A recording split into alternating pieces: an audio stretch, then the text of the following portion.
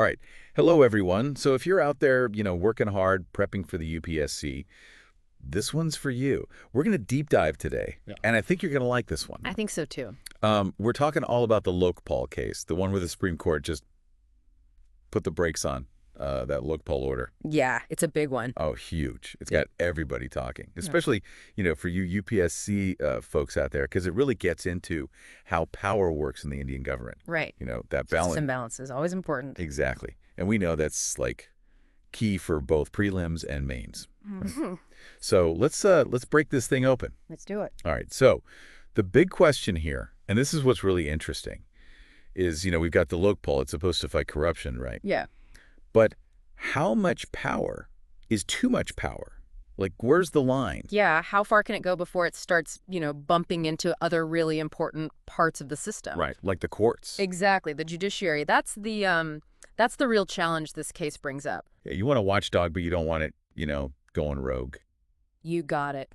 So let's back up a little bit, just in case, someone out there needs a little reminder. What exactly is the Lokpal? It's like our top cop against corruption, right? Like the big boss. Yeah, think of it as the head honcho, the anti-corruption czar. Exactly. And wasn't it set up like back in 2013? Yeah, 2013, the Lokpal and Lokayuktas Act. Right, and that was a huge deal. Like, people were really demanding more accountability from the government. Absolutely. It was a landmark moment, a real turning point in India's fight against corruption. Yeah, so the Lokpal has some serious power, but I'm guessing it can't just do whatever it wants. No, definitely not. The act that created the Lokpal is very specific about what it can and cannot do. So, like, what are some of the limits? What can't it do? Well, for example, its jurisdiction, who it has power over, is clearly defined. It primarily deals with officials in the central government. So, like, who are we talking about here? Think ministers, members of parliament, high-ranking bureaucrats, the big players. Gotcha.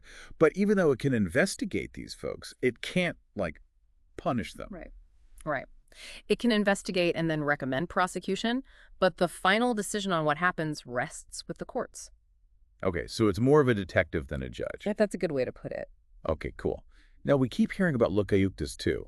Are those basically like mini Lokpals, but in each state? Pretty much. Each state is supposed to have its own Lokayukta, and they handle corruption cases within that state's government. Oh, okay. So it's like a two-pronged approach. Yeah, it's about ensuring that anti-corruption measures are in place at both the central and state levels. That's huge. Makes total sense. So this whole Lokpal Lokayuktas system, it seems like pretty important for, taking on corruption, wouldn't you say? Absolutely. It's a major step forward in making sure our government is transparent and accountable to the people. It's not perfect, but it's a big improvement. And having those Lokayuktas at the state level, that means things aren't just focused on the central government. Right. It's about making sure every level of government is held to a high standard. Okay, so that's the kind of the background, right? Like the basics. Mm-hmm. But let's get back to this whole Supreme Court thing, the stay order. Yeah, let's dive into the specifics of what happened. Okay, so fill me in. What went down? All right, so back in January, the Lokpal issued this order, and it basically declared high court judges as public servants under the Lokpal Act. Public servants. So what does that actually mean? It means that they would fall under the Lokpal's investigative powers. Like anyone else the Lokpal can investigate. Well, wait a minute. So they're saying the Lokpal could investigate judges. That's how they interpreted the act, yes. But isn't that like kind of a conflict of interest? Like the judiciary is supposed to be independent, right? Right. And that's exactly what caught the Supreme Court's attention. Yeah, they took what's called sua motu cognizance of the Lokpal order, meaning they decided to step in on their own initiative, and they issued a stay, basically hitting pause on the whole thing. So the Supreme Court was not happy. Not happy at all. They actually called the Lokpal's interpretation very disturbing. Wow. Disturbing. Strong words. They're not messing around, and their main argument is that move could seriously damage judicial independence. Okay, yeah, I can see why they'd be concerned about that. Yeah. So what we've got here is like a head-to-head, right? The top anti-corruption body going up against, well, the guardians of justice. It's a clash of titans, for sure. Yeah, and it seems like the fallout from all this could be pretty significant. It could change how we think about the Lokpal's power and about, how much freedom the courts have. You're absolutely right. This case raises some fundamental questions about the balance of power within our democracy. Okay, so we've laid out the problem, and it's a big one. No doubt about it. But what are the solutions? Like, where do we go from here? That's what we're going to talk about after the break. Don't go anywhere. It's a tough one, right? Yeah, it's a real dilemma. How do we fight corruption without, like, messing up the system that's supposed to, uphold the law? Exactly. It's a delicate balance. We need to find a way to hold everyone accountable, including judges, without undermining the independence of the judiciary. Okay, so it's like a balancing act. So what's the next step in all this? Like, what does this stay order actually mean for the Lokpal? And, for future cases like this, what kind of, like, precedent does it set?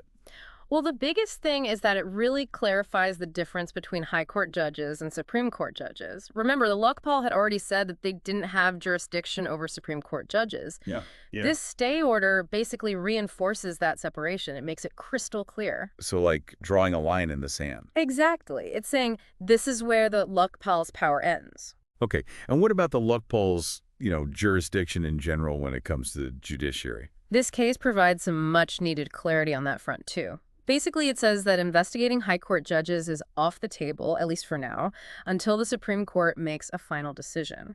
So it's kind of like a temporary timeout. You could say that, but this temporary timeout is still incredibly significant because it sets a precedent for how we interpret judicial accountability under these anti-corruption laws. And that's a big deal. Oh, yeah, huge. For anyone out there studying for the UPSC, I mean, this is like, straight out of the textbook, right? This is how the judiciary shapes the power dynamics in our government. Absolutely. It's not just about knowing the Lokpal Act by heart. It's about understanding how it works in practice, how it can clash with other parts of the system, and how the Supreme Court steps in to, keep things in check. Right. It's not just theory, it's reality. Exactly. And this case really drives home the point that even laws that are created with the best intentions can have unforeseen consequences, leading to, these complex legal battles. It's not always black and white. Yeah, it's like a constant evolution, right? Things are always changing, adapting. That's the nature of a dynamic democracy. It's a system of checks and balances, and those checks and balances are constantly being tested and refined. Okay, so just to, sum it all up for everyone, this Lokpal judiciary showdown, it brings up some really fundamental questions about how much power the Lokpal should have, how important judicial independence is, and, that tricky balance between fighting corruption and upholding the rule of law. You nailed it. Yeah. And it highlights the fact that our democracy is complex, the relationship between the different branches of government is constantly evolving, and there are no easy answers. And that's exactly why, we do these deep dives. Yeah. Because this is the kind of stuff that can really give you an edge in your UPSC prep, right? Yeah. It's about going beyond just memorizing facts and figures.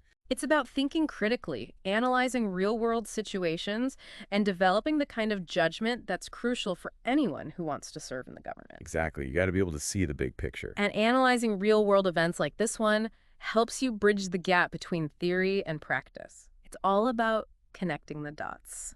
Speaking of connecting the dots, all this info, this whole Lokpal saga, it's all from the Hindu. Yeah, they've been doing some great reporting on this case. Seriously, if you're serious about the UPSC, you got to be reading the Hindu. They consistently deliver the kind of deep analysis of current affairs that can really make a difference in your prep. It's like having a cheat sheet for the exam, but it's not cheating. Totally. Yeah. All right, folks, so we've done our deep dive. We've unpacked this whole Lokpal case, and now we want to hear from you. What are your thoughts? Do you think the Lokpal went too far? Or is the Supreme Court being overly cautious? Hit us up in the comments. Let's get a discussion going. Yeah, we love hearing from you guys. Tell us what you think. And here's another one for you to ponder. Do you think there are other ways to ensure accountability within the judiciary, without compromising its independence? Let's brainstorm, people, because engaging with these complex issues, that's how you learn, that's how you grow. Absolutely. It's all about pushing yourself to think deeper, to question assumptions, and to consider different perspectives. Yeah. That's what makes a true learner, and that's what makes a great civil servant.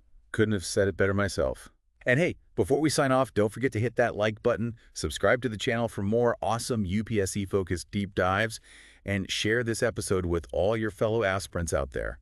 Let's spread the knowledge and conquer this exam together. Let's do it. Until next time, happy studying, everyone. All right, so we've covered a lot of ground here, right? Yeah, we've really dug deep into this Lokpal issue. But now comes the fun part. Time for you all, our amazing listeners, those UPSC brains out there, time for you to weigh in. Yeah, let's hear what you think. What are your thoughts on this whole Lokpal judiciary, standoff? Did the Lokpal overreach? Or is the Supreme Court, being a little too cautious? Hit us up in the comments. Let's get that discussion going. We really value your insights, your perspectives. Absolutely. And here's a little something to, get those brain juices flowing. A little food for thought. Exactly.